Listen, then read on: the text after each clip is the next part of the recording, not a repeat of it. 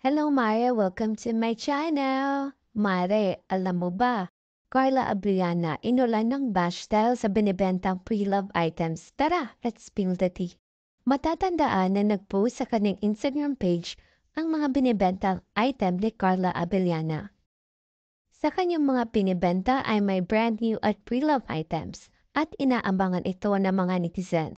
Ngunit imbis na mag-mine ang mga netizens ay para bang may ibang napansin ang madlang people sa mga branded items.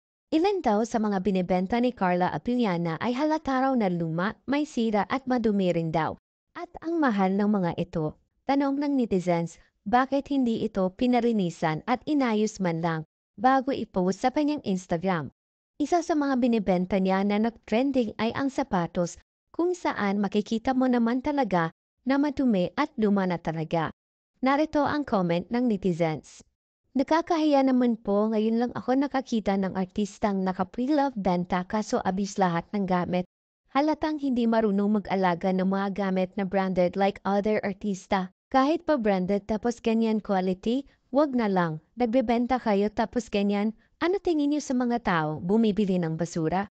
Hahaha, parang di nagkukotse si Maring Carla. Ang dumi ng mga swelas parang tambay sa pamilihang bayan. Hahaha, never been used daw pero madumi. Lakas ng trip gas-gas na binibenta pa ng mas mahal. Buti pa pre-love ni Casey Concepcion. Super ayos pa. Na-delete na hahaha, tawang-tawa ako sa maduming swelas. At nang nag-threatening ito, dinilit agad ni Carla Abiliana ang item na ito. Madami naman ang nagsasabi na kung pinaglumaan man lang ang binibenta ay kay Boss Toyo na lang ito ibenta at wag sa netizens. May isa din siyang item na nag-trending dahil mas mahal pa daw ang benta niya kaysa pagbili nito. Narito ang comment ng netizen. Napili niya ng 8.5k pesos tapos ibebenta ng 8k, partida ng gigitata pa. Dog show, haha, nalimutan tanggalin yung original price tag.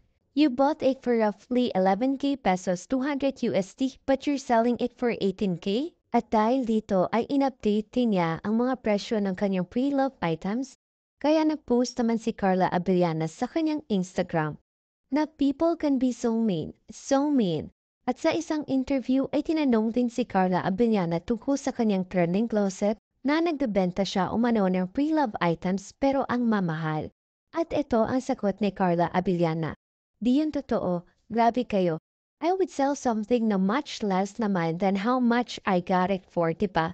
Lalo na yung condition niya, depende din doon. Dagdag pa niya, well, choice naman nila yon if they're interested or if they want to buy or not. So yun lang Mare. Thank you for watching Mare. Subscribe for more.